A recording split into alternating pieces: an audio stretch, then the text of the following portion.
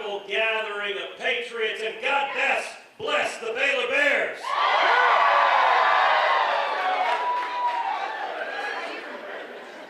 I will say, as a proud graduate of Second Baptist High School in Houston,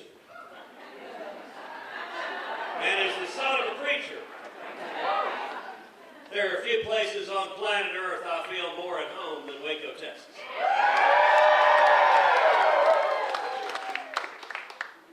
Thank you for coming out and standing up for the great state of Texas.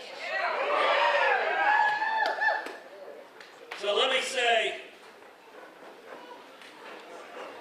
to Russell, thank you for your leadership of the Texas Farm Bureau. Thank you to the incredible leadership of farmers and ranchers across the great state of Texas.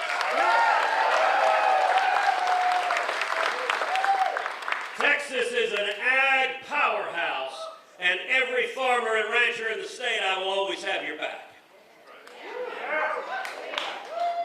And I want to say to my friend Roger Marshall, thank you. Roger flew in from Kansas to come on the road, come on the bus tour, campaign with me. Roger's a fantastic U.S. Senator from the great state of Kansas.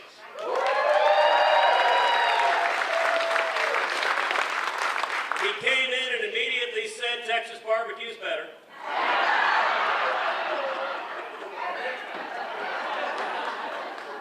Roger is also a doctor. He's an OB-GYN. He has delivered more than 5,000 babies, which is one of the best ways to get voters to deliver him one at a time. And I got to tell you, Roger told me he felt very comfortable when he came to Washington and came to Congress, because in Congress there was a lot more crying and a lot more dirty diapers. Thank you for coming out today. I'm thrilled to be here. You know, every 2 years, every 4 years, politicians come in front of us and they say, this is the most important election of our lifetime. But this one, like, holy cow, has there ever been a bigger difference in presidential candidates than between Donald Trump and Kamala Harris? Like, wow.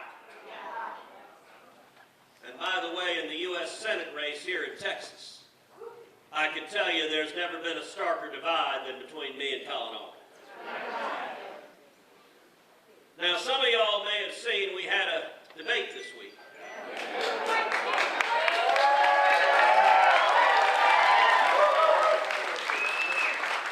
A little bit of a rumble in Dallas. I'm not sure how it turned out. But I will say at the end, I heard over the loudspeaker, clean up on aisle 9. And I'll tell you, my whole objective in the debate was to lay out my record and Colin Albright's record. Because I think campaigns should be a battle between the records of both candidates and the vision of both candidates. You did good. Thank you. In 12 years in the Senate, my top 3 priorities have been jobs, freedom, and security. I want to talk about all 3 of them today. Let's start with jobs. My #1 priority is jobs, because that's the #1 priority of Texans all over our great state. We want jobs, we want more jobs, we want higher wages, we want better opportunity for our kids and our grandkids. You know, there's a satirical headline in Babylon Bee. It says, Texas is building a wall on its southern border, consisting of nothing but discarded one-way U-Haul trucks from California.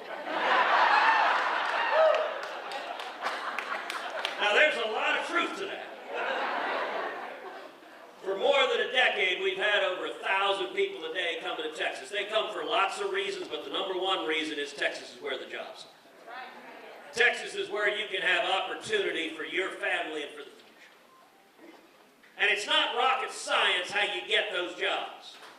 Low taxes, low and reasonable regulations, and get the heck out of the way of small businesses and let small businesses grow and prosper.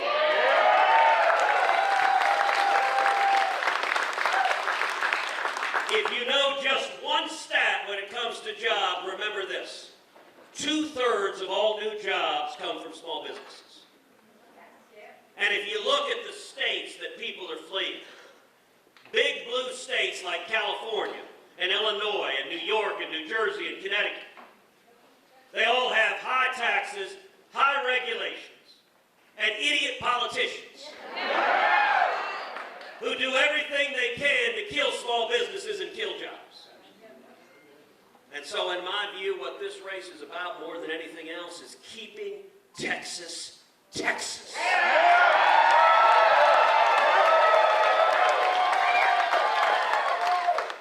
I've spent 12 years fighting for jobs in Texas, fighting for lower taxes. Working with Donald Trump, we passed the biggest tax cut in a generation, and it produced the lowest unemployment rate in 50 years. We produced the lowest African American unemployment ever recorded. The lowest Hispanic unemployment ever recorded. And when it comes to regulations, you know, I'm reminded of a few years ago, I was out in West Texas. And I asked folks there, I said, what's the difference between regulators and locusts? I said, well, the thing is, you can't use pesticide on the regulators. And this old West Texas farmer, Russell, he leaned forward and said, want to bet?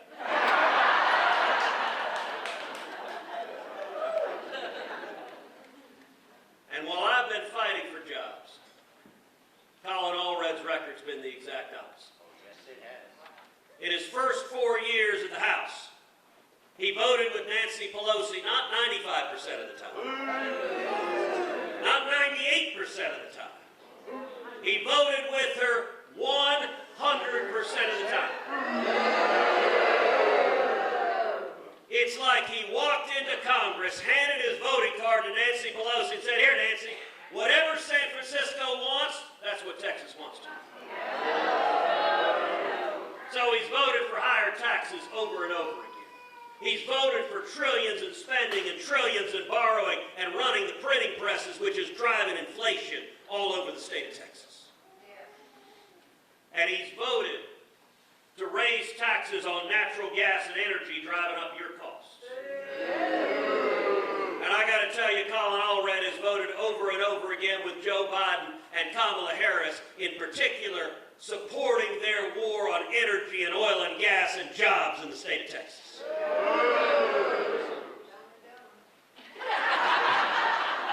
I'm just not sure which is which.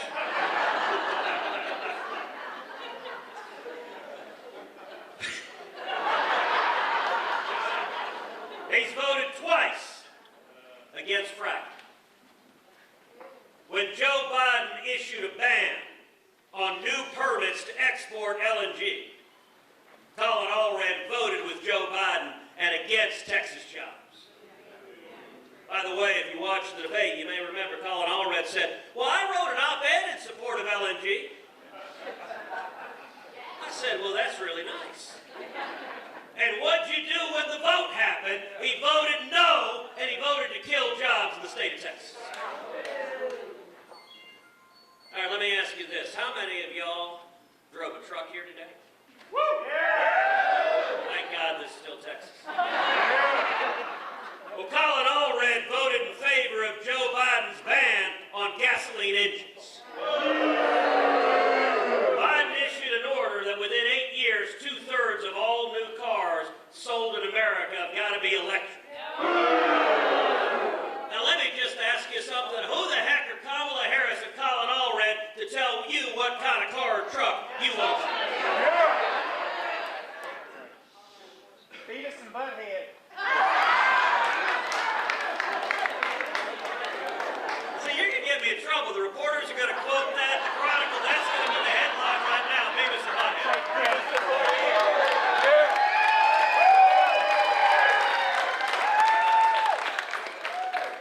All right, let's talk about freedom. I've spent 12 years fighting every day to defend free speech, to defend religious liberty, to defend the Second Amendment right to keep and bear arms.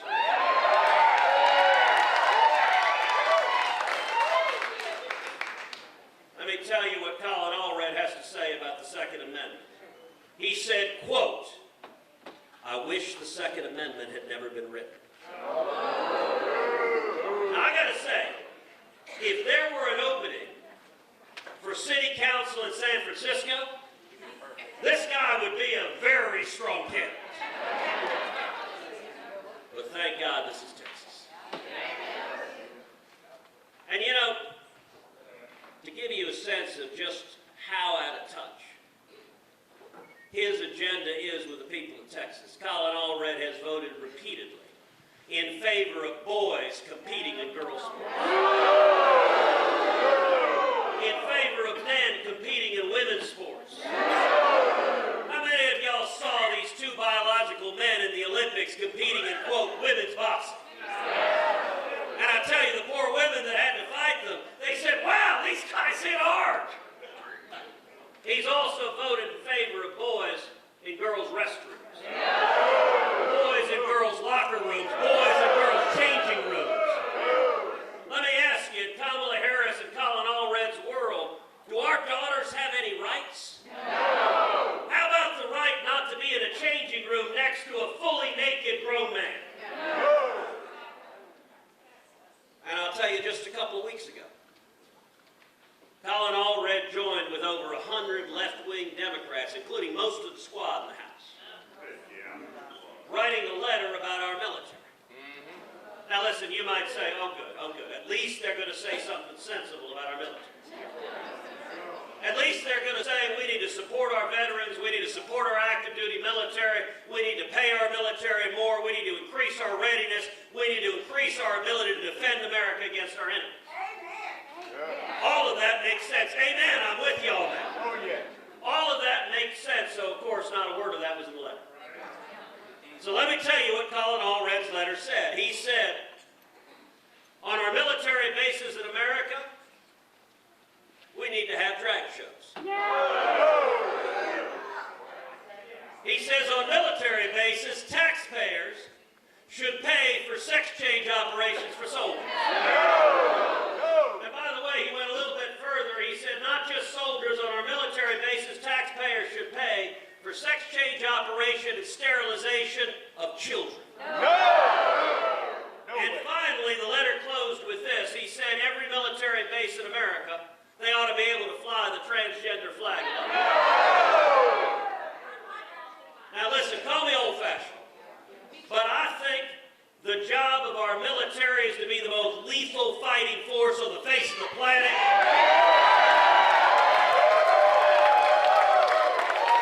To stand up and defend America and to be prepared to kill our enemy if they need to.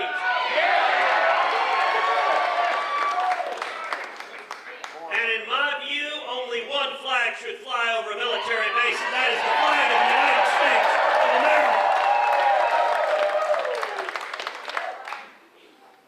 And let's talk about security. There's no more important responsibility that any of us have than to protect our children and protect our families and keep our families safe. And when it comes to security, that means, number one, standing with law enforcement. And let me say to every police officer here, to every member of law enforcement, thank you. Thank you for risking your life.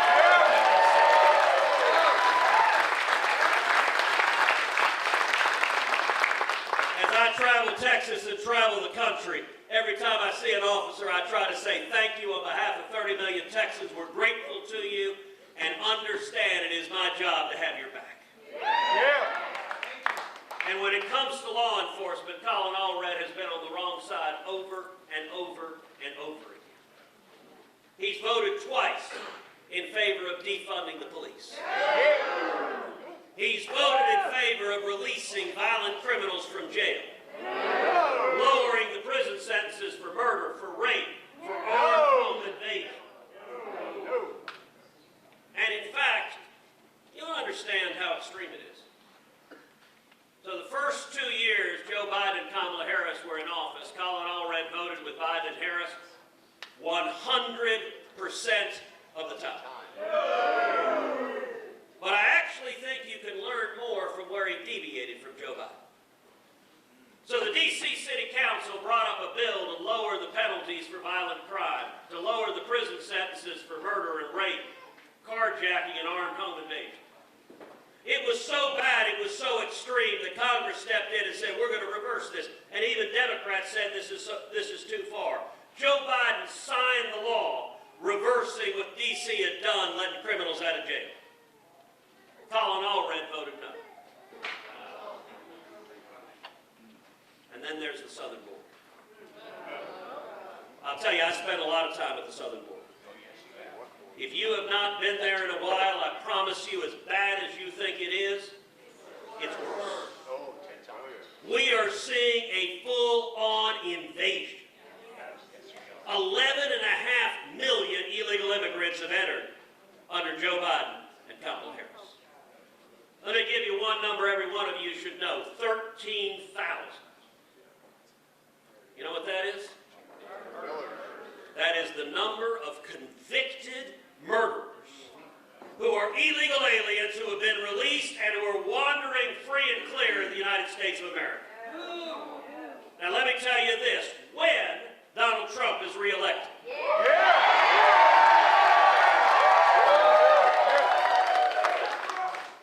Next year, in my view, we ought to find every one of those 13,000, arrest them, and deport them.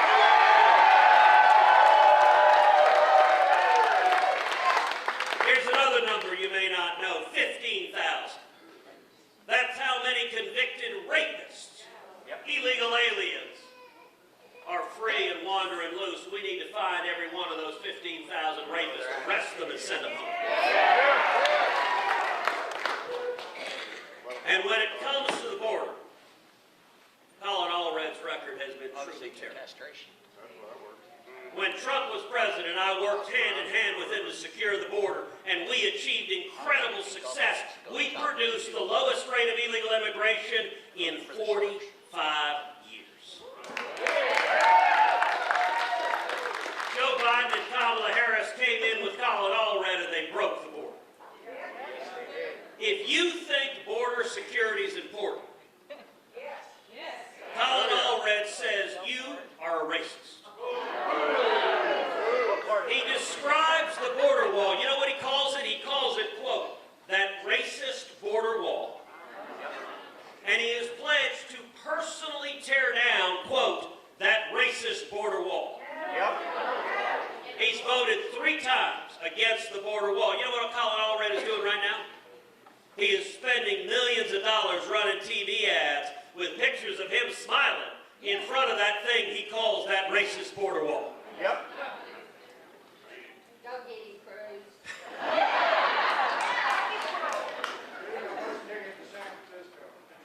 And I gotta say at the debate, he stood up and he said he was for securing the border. And he was against boys competing in girls' sports. Even though he's voted the opposite way on both of those over and over and over again. But I thought if you're for securing the border and you're against boys competing in girls' sports, well, you ought to vote for me.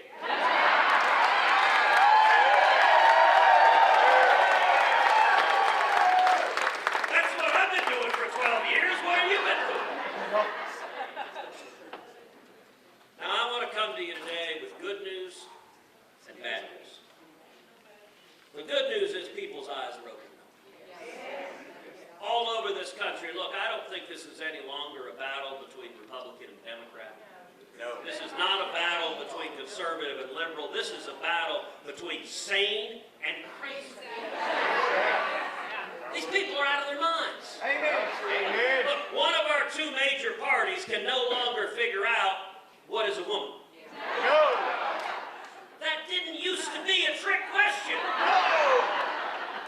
Like for thousands and thousands of years, you could come up to a caveman and say, "Excuse me, sir, you know what a woman is?" You're like, "Yep, sure do." Oh, yeah. Oh, Right there, You're a woman, Mom? I just Amen. And I got to tell you, every Democrat who who says they don't know what a woman is, they're lying. All of them. All right, I'm going to prove it to you right now. I'm going to prove to you that Joe Biden knows what a woman is. He only sniffs the hair of girls.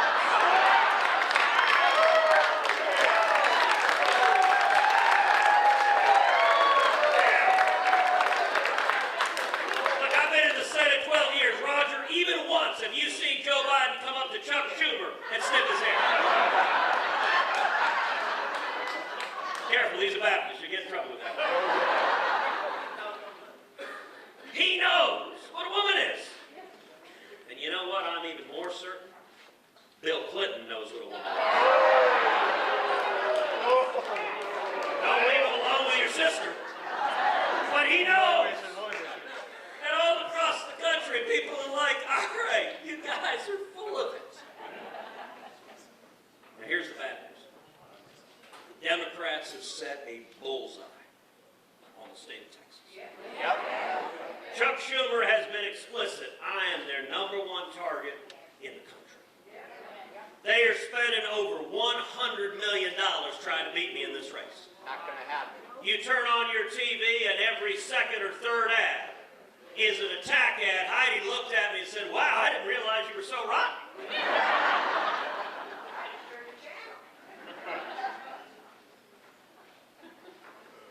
So I want to ask everyone here to do 3 things.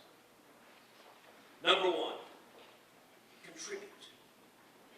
I want to ask each of you when you leave this afternoon, pull out your cell phone and go to tedcruz.org.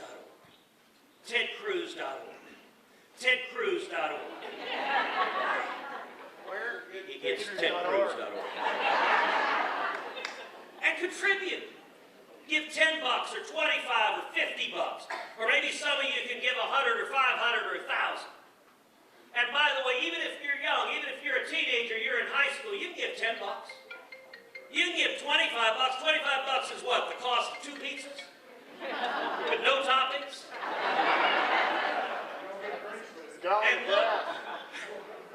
And look, there are a couple of reasons. Number 1, all those 10s and 25s and 50s, those add up. But also, when you contribute, you're invested. You got skin in the game. You know, y'all heard from my dad at the beginning. My father has been my hero my whole life. My dad grew up in Cuba. He was imprisoned and tortured in Cuba as a teenager. And he came to America, he came to Texas with nothing. He was 18, he couldn't speak English, he had $100 sewn into his underwear. And he got a job washing dishes, making 50 cents an hour. My dad went to school. He became a small business owner. Today, my father's a pastor.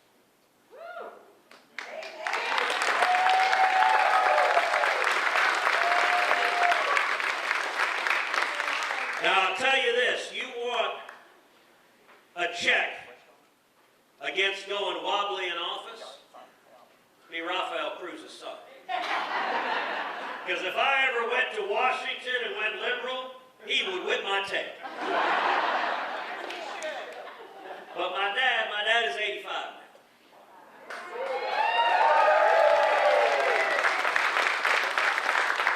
And I'll tell you what my dad says to me. He says, look, Ted, people my generation, we carry these things called checkbooks. And I'm like, what is it? By the way, to young people, all right, checkbooks, it's like Apple Pay, but it's on paper. It's very weird. But there are a lot of people here I know that have checkbooks either in your pocket or in your purse.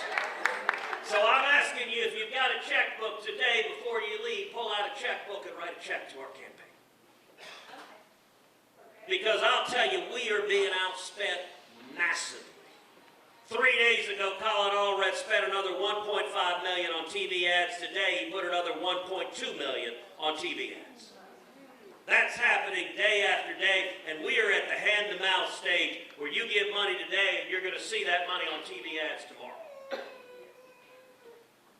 And so I want to ask you, look, we take checks, we take credit cards, we take Bitcoin, we take F-150s,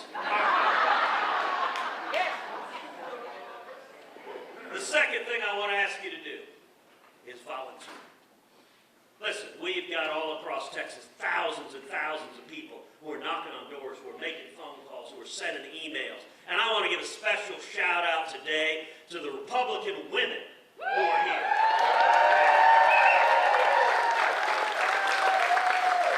There is no more powerful force in politics than Texas Republican women. Amen.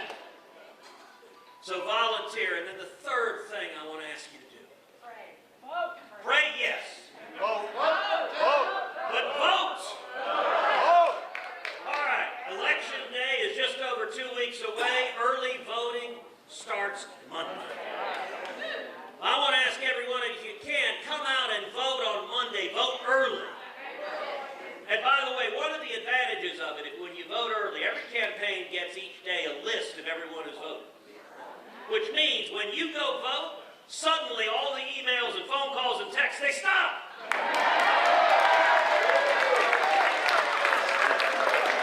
Because we know, okay, you voted, and by the way, that lets us devote our time and energy to the people who haven't voted yet to make sure they get out. So I want to ask you to come out and vote for Donald Trump. Vote for me. And vote for Republicans up and down the ballot.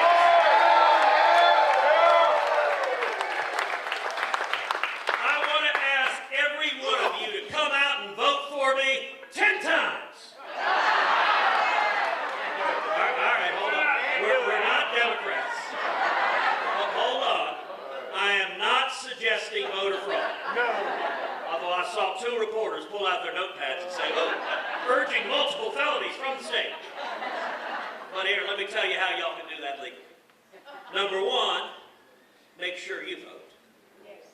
But number 2, when you leave this afternoon, you're going to have your cell phone out already because you're going to tedcruz.org. And by the way, we have these fancy QR codes. You can just zap it and they'll take you straight to tedcruz.org. But while your cell phone is in your hand, just flip over to your contacts and send 9 texts. Send a text to your sister. Send a text to your son. Send a text to your next door neighbor or your co-worker or your crazy Uncle Louie. Say, listen, this election matters. I'm scared for America. And we've got to defend Texas. And tell them, listen, I know Ted. I'm asking you, please stand up and vote. And I'll tell you this, if you get 9 other people that wouldn't have voted otherwise to vote, you just voted 10 times. That's how we save Texas. Now, we are right now in the middle of a 53-stop bus tour. Just 2 days ago, we were in Wichita Falls. Then we drove up to Amarillo. Then we drove to Lubbock. Then we drove to Midland. Then we drove to Abilene. Then we drove here to Waco.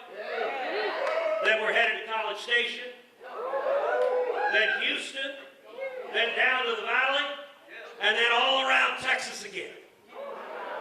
Now our bus is right outside. We're going to wrap up in just a minute. I want to invite every one of you, come outside to the bus. I'll be there. I'm happy to take pictures. But we have big white markers, and every one of you can sign the bus.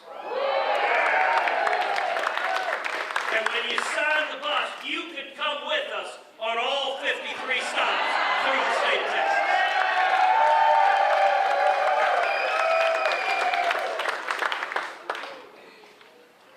I'm here today to tell you, freedom is worth defending.